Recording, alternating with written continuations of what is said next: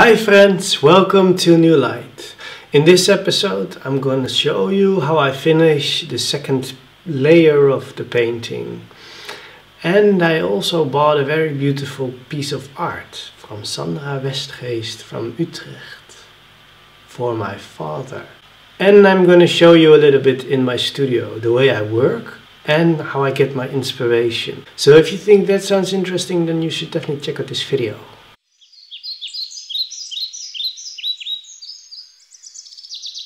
There are two ways that are much used in the 17th century, but also in the late Renaissance.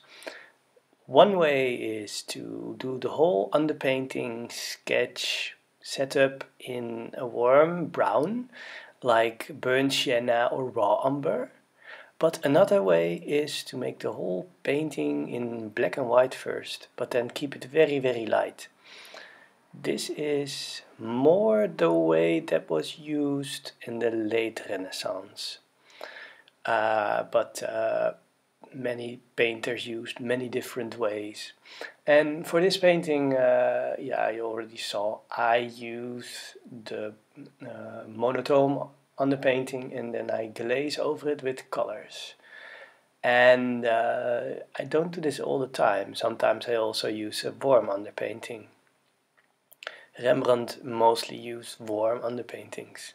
But the nice thing about working the way I work now is because it's all very light but still monotone, you can add in different layers the transparent colors over the gray areas, and then you will still see the painting shining through it. When you have done that, you add little bits of white on the places where you can see the light, because it's just very simple. Light is white and the rest is color. So yeah, so this way you're always in a way working from dark to light. Never very dark, but always you start a bit darker with the deep transparent colors, and then you work from that point towards light.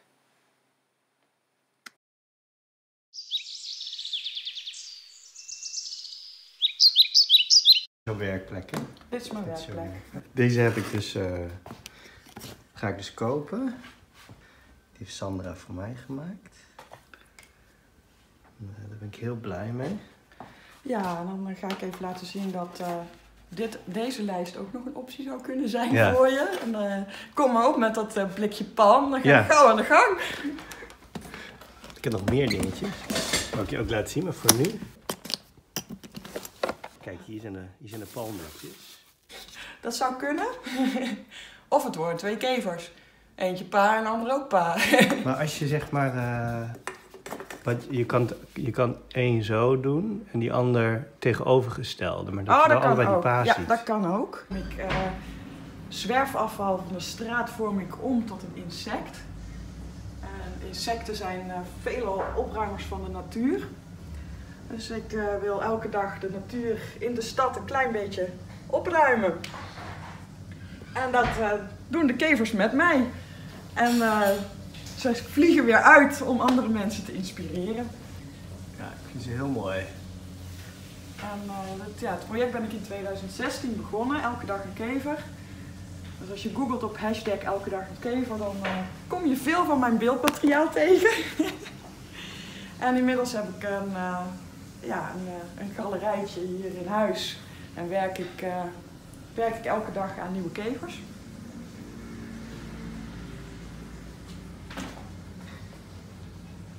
En als ik een expositie heb, dan daag ik mezelf weer opnieuw uit. En dan ga ik elke ochtend een half uurtje zitten maken. En onderweg naar de expositieruimte raap ik een blikje. En dan maak ik ter plekke een nieuwe kevers. En dan krijg je een verzamelingetje als dit. Ik heb deze 2 net gekocht. Deze is voor papa. En deze is voor mij.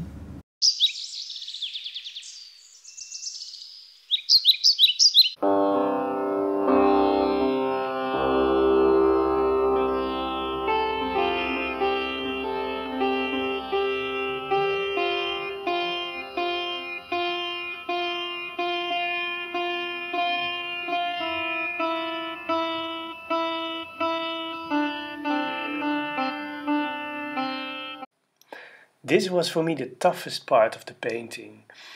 I was feeling really sad because I just didn't work. But then later on I realized it didn't work because this was the last piece of the puzzle.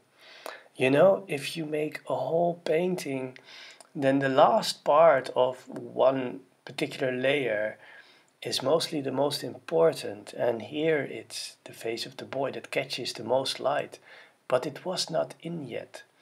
So eventually I'm very pleased with how it turned out to be after I finished the face of the little boy. I was still doubting about her hands though, because from the first moment I got this idea fancied of making her hands like as if she prays.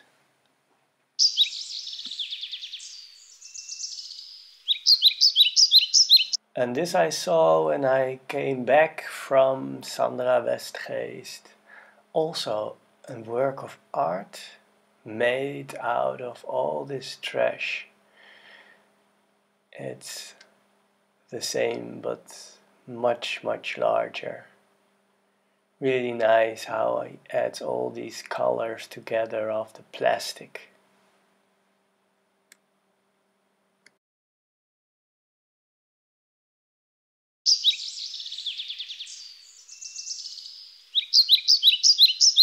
This hand I've tried to do from the imagination, and first I thought it's maybe funny if he pulls on the dress, but later I decided not to do that.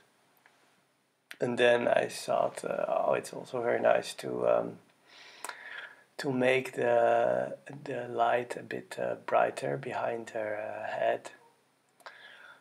And it actually became cooler than I expected. That's always a great surprise. That you suddenly are surprised of the many possibilities that are actually there. Here I constantly first work, add in color, and then I add the light to it. And you can really play very nicely here with warm and cold. So the shadows are cold bluish and the light is yellowish. And you've got the whole painting behind it that I do from my imagination, where I can play around with all these different colors. It's very subtle though, but it's nice to do. And maybe you can also see that I changed the color of the clothes of the little boy. First it was green and now I make it all in white.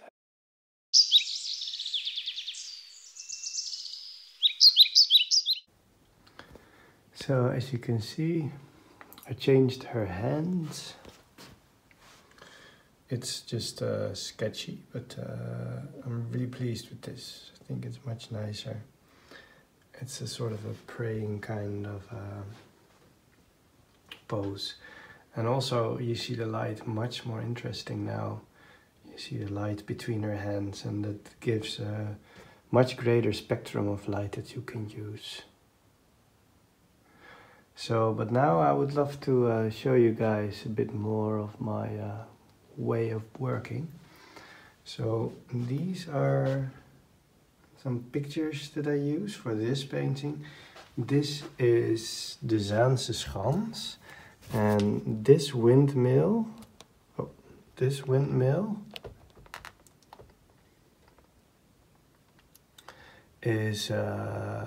Verfmolen de Kat. And there they grind pigments just the way that they did in the 17th century, but also they sell a lot of that kind of pigments, which is very nice. Here you can see some more of the pictures that I use. And first I wanted to do a whole family. I might still do it later with another painting, but now I thought I need to keep it simple first. There you can see, here this is the inspiration. So this was the very first sketch. I thought he is not really involved. Here he's involved because he's catching the light from the window as well. And then I made this drawing. This was